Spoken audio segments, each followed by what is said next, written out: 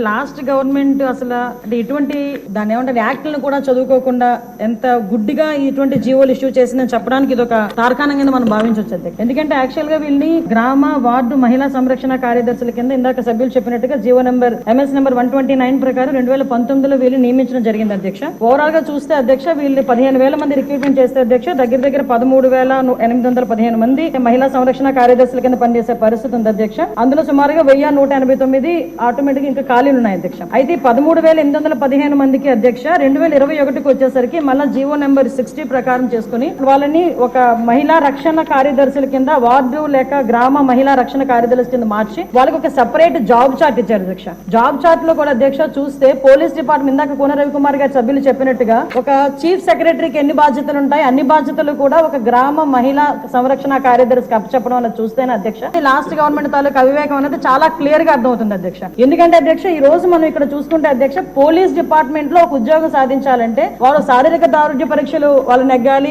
Return test వాళ్ళు exam pass అవ్వాలి, 9 months training కఠోరమైన ట్రైనింగ్ ఉంటుంది అధ్యక్ష.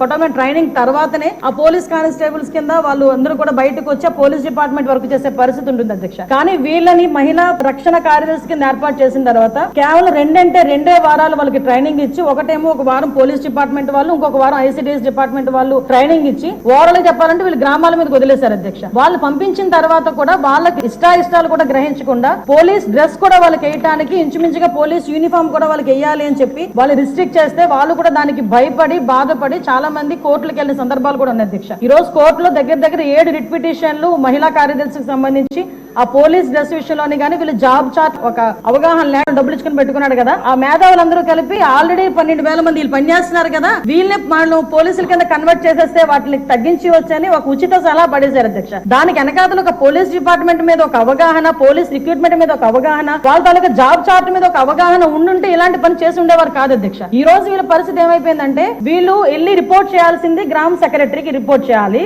వీళ్ళు అడ్మినిస్ట్రేటివ్ పవర్స్ ఎక్కడ ఉంటాయంటే పోలీస్ డిపార్ట్మెంట్ దగ్గర ఉంటాయి. వీళ్ళకి జీతం ఇచ్చేదేమో MPDO, లీవ్ ఇచ్చేదేమో MPDO, మళ్ళా తిరిగి ఒకవేళ ట్రాన్స్ఫర్ అవ్వాలంటే డిపార్ట్మెంట్ కలెక్టర్ దగ్గరికి వెళ్ళాలి అధ్యక్ష. అంటే వీళ్ళకి సంబంధించి ఒక అథారిటేటివ్ ఆఫీసర్ ఒకరు కూడా లేక ఇన్ని డిపార్ట్మెంట్స్ తో పోనీ పైకి వచ్చిన తర్వాత పని చేద్దామంటే వీళ్ళు తాలూకా అంటే పైచి ఎంత పెరిగిపోయిందంటే లాస్ట్ గవర్నమెంట్ కి వీళ్ళ చేతే తక్కువ జీతాలు ఇచ్చి ఎక్కువ పని చేయించుకుందామని క్రైమ్ ఆఫ్ ఎఫెన్స్ దగ్గర కూడా కాపాడడానికి కూడా వీళ్ళు తీసుకెళ్లాలంట. నాన్ బెయిలబుల్ వారెంట్లకు సంబంధించి వీళ్ళు సపోర్ట్ చేయాలంట. అక్కడికి వెళ్లి మహిళా సంరక్షణ కార్యదర్శుల కింద మహిళా రక్షణ కార్యదర్శుల కింద అక్కడ ఉన్న అవగాహన కల్పించడం లేకపోతే ICDS సంబంధించి ఏదైనా మిడ్ డే మీల్స్ చూడడం అంతవరకు ఓకే. ఆఖరికి పోలీస్ డిపార్ట్మెంట్ కి వాళ్ళ ఇన్వెస్టిగేషన్ లోని కూడా వీళ్ళు హెల్ప్ తీసుకొని చేసుకునే పరిస్థితి కనిపించింది. లాస్ట్ గవర్నమెంట్ లో చాలా మంది మాతోనే మొరపెట్టుకున్నారు అధ్యక్ష. మేము ప్రతిపక్షంలో ఉండేటప్పుడు పోరాటాలు చేసేటప్పుడు మమ్మల్ని ఆపడానికి ఈ మహిళా కానిస్టేబుల్ తో పాటు మహిళా పోలీసులు కూడా పంపించేవారు. మేము అడిగేవాళ్ళం మీరెవరమ్మా మహిళా పోలీసా మహిళా కానిస్టేబుల్ అంటే మహిళా పోలీస్ అండి అని. ఇందులో విషయం ఏంటంటే అధ్యక్ష చాలా మంది ఏస్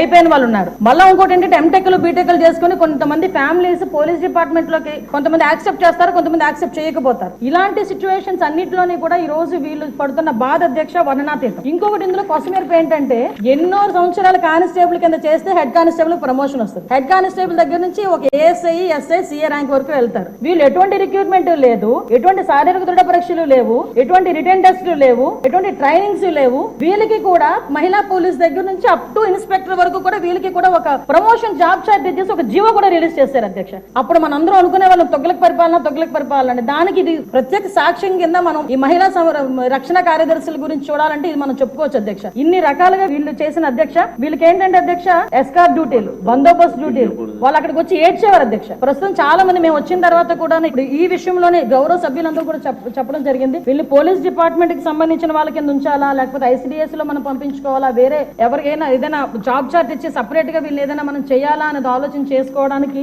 ఒక సుదీర్ఘమైన చర్చ అయితే జరగాలి అధ్యక్ష. మేము చర్చిస్తాం అధ్యక్ష. నా అప్పీల్ ఏంటంటే ఇక్కడ గౌరవ సభ్యులందరూ ఉన్నారు, గౌరవ సభ్యులందరూ కూడా ఈ విషయంలోనే మనందరికీ కూడా అవగాహన ఉంది. ఈ గౌరవ సభ్యులందరూ కూడా ఈ విషయంలో ఈ మహిళా కార్యదర్శుల విషయంలో మనం ఏం చేస్తే వాళ్ళ సేవలు వినియోగించుకునేటట్టుగా ఉంటుందో గౌరవ సభ్యులు ఎవరైనా లిఖిత పూర్వకంగా మాకు సూచనలు సలహాలు ఇచ్చినా దాన్ని బేస్ చేసుకుని అదే విధంగా మనం డిపార్ట్మెంట్ వాళ్ళతో కూడా చర్చించి దీని మీద నిర్ణయం తీసుకుని యాజ్ ఎర్లీ యాజ్ పాసిబుల్ మహిళా సంరక్షణ కార్యదర్శులకి ఒక జాబ్ చార్ట్ ఇస్తామని చెప్పి మీ ద్వారా సభకు తెలియజేసుకుంటున్నాను అధ్యక్ష.